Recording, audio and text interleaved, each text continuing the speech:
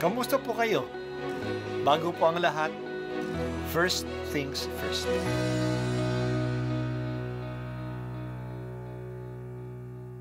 Good morning po.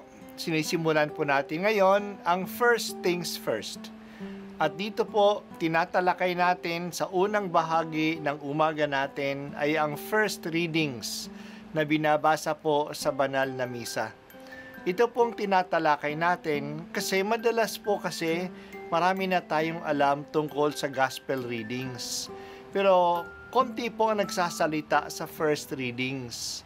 Pero ang first readings, bahagi din po yan ng Biblia, ng banal na kasulatan. Kaya susubaybayan po natin ang mga first readings, basahin po natin at kuminsan kailangan ng basahin ng 2 o 3 beses bago maintindihan kasi hindi po tayo familiar sa mga istorya at sa mga kaisipan na tinatalakay dito. Ang pagbasa mula sa aklat ni Propeta Isayas. Sa araw na iyon sa lahi ni Jese ay lilitaw ang isang hari, tulad ng supling mula sa isang tuod. Mananahan sa kanya ang espiritu ng poon. Bibigyan siya ng katalinuhan at pagkaunawa, ng kaalaman at kapangyarihan, ng karunungan at takot sa Panginoon. Kagalakan niya ang tumalima sa poon. Hindi siya hahatol ayon sa nakikita o batay sa narinig sa iba. Bibigyan niya ng katarungan ang mga dukha. Ipagtatanggol ang karapatan ng mga kawawa. Ang salita niya ay parang tungkod na pamalo na ipapalo sa malulupit. Ang hatol niya ay kamatayan sa masasama. Katarungan at katapatan ang paiiralin niya sa kaniyang pamamahala. Maninirahan ng asong gubat sa piling ng kordero. Matutulog ang leopardo sa tabi ng batang kambing. Magsasama ang guya at ang batang leon, at ang mag-aalaga sa kanila'y batang paslit. Ang baka at ang oso ay magkasamang manginginain. Ang mga anak nila'y magkakatabing matutulog. Kakain ng damo ang leon na animoy toro. Maglalaro ang batang pasusuhin sa tabi ng lungga ng ahas. Hindi maaano ang bata kahit laruin ang ulupong. Walang mananakit o mamiminsala sa nasasaklaw ng banal na bundok, sapagkat kung paanong puno ng tubig ang karagatan, laganap sa buong lupain ang pagkakilala sa Panginoon. Sa araw na iyon, isisilang ang hari mula sa lahi ni Jese, ang magiging palatandaan para sa mga bansa. Ang mga bayay tutungo sa banal na lungsod upang parangalan siya, at magiging maningning ang kaniyang luklukan. Ang salita ng Diyos. Salamat sa Diyos. Ang pagbasa natin ngayon ay napakayaman. Ito ay naglalarawan ng mga inaasahan ng mga Hudyo at mga inaasahan din natin. Noong panahon ni Propeta Isaías, ang mga hari ng Israel ay malayong malayo sa standard ni Haring David, ang ideal nilang hari. Sa totoo lang, nabubulok na ang kaharian, bumabagsak na, nawawala na ang katarungan sa Israel. Madalas ang conflict at mga away, pinagsasamantalahan ang mga mahihirap at ang mga walang kalaban-laban. Binabantaan ang kaharian nila ng pagsalakay ng ibang mga bansa at ibang mga lahi. Sa ganitong kalagayan, nanawagan si Propeta Isaías na huwag mawalan ng pag-asa. Darating ang pagbabago. May bagong supling na lilitaw sa tuod na halos patay na, at iyan yung lahi ni Jese. Si Jese ay ang tatay ni David. Kaya halos mahina ang mga hari na galing sa lahi ni David. Pero may isang bagong tuod, bagong supling na lalabas. May bagong buhay pa na manggagaling sa pamilya ni David. Ang bagong supling na ito ay isang hari na pananahanan ng Espiritu ng Diyos.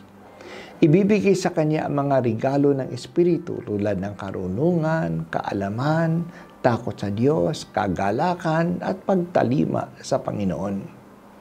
Sa paghahari niya, magbibigay siya ng katarungan sa mga dukha at mga inaapi. Ipagtatanggol niya ang mga karapatan ng mga kawawa. Katarungan at katapatan ang paiirali niya sa kanyang pamamahala. Dahil dito, magkakaroon ng kapayapaan. Ang tradisyonal na magkaaway tulad ng asong gubat at ng kordero, ng leopardo at ng kambing, ng tao at ng ahas ay sama-samang maglalaro sa bundok ng Panginoon kung nasa ng Diyos. Wala nang mananakit at mamiminsala. Mangyayari ang mga ito kasi kikilalanin ng lahat ng mga tao ang Panginoon at susunod sila sa kalooban ng Diyos. Kung paanong puno ng tubig ang karagatan, magiging laganap sa buong lupain ang pagkakilala sa Panginoon. Hindi ba napakaganda ang pangarap na ito? Ito'y hindi lang pangarap ng bayan ng Israel. Ito'y pangarap din natin na wala ng pag-aaway, na wala ng pagsasamantala, na mayroong kapayapaan at katarungan. Paano ito mangyayari? Kapag kikilalanin ng mga tao ang Panginoon at sundin ang kanyang kalooban. Kaya nga, ang pagpapahayag ng simbahan sa kalooban ng Diyos ay nagdadala ng kapayapaan at kaayusan sa mundo natin. We further world peace and righteousness by proclaiming and educating people in the knowledge of God. Talagang relevant ang mensahe natin sa mundo. Ang kasamaan na nararanasan ng marami sa mundo ay hindi dahil sa kulang na pagkain o pera sa mundo. Sapat ang mga ito para sa lahat at sobra pa nga kung maayos lang itong nababahagi sa lahat. Ang dahilan ng kasalatan ay kasakiman ng tao. Ang kulang na pagtitiwala sa kapwa-tao, ang pagsasamantala sa iba. Ibig sabihin, ito na ang malaking pagkukulang ay ang pagkakilala sa Diyos na manlilikha at sa kanyang pag-ibig sa atin na ibinigay niya sa pamagitan ni Jesus. Isang haring lumitaw na galing sa supling ni Jese. Paghariin natin si Jesus at mararanasan natin ang kaayusan sa ating mundo. Tanungin natin ang ating sarili. Do we dream the dreams of God for the world? Hinahayaan ba natin naggabayan tayo ng pangarap ng Diyos para sa ating buhay at sa ating mundo? Dapat din nating tandaan na relevant ang ating mensahe para sa kabubuti ng mundo. Ang pagkilala sa Diyos ay kailangan ng mundo natin upang ito'y hindi mapahamak. Bigyan po ninyo kami, Panginoon, ng katatagan na palaging ipahayag ang iyong kaharian sa mundo. Maghari ka sa amin, O Diyos, upang magkaroon kami ng kapayapaan.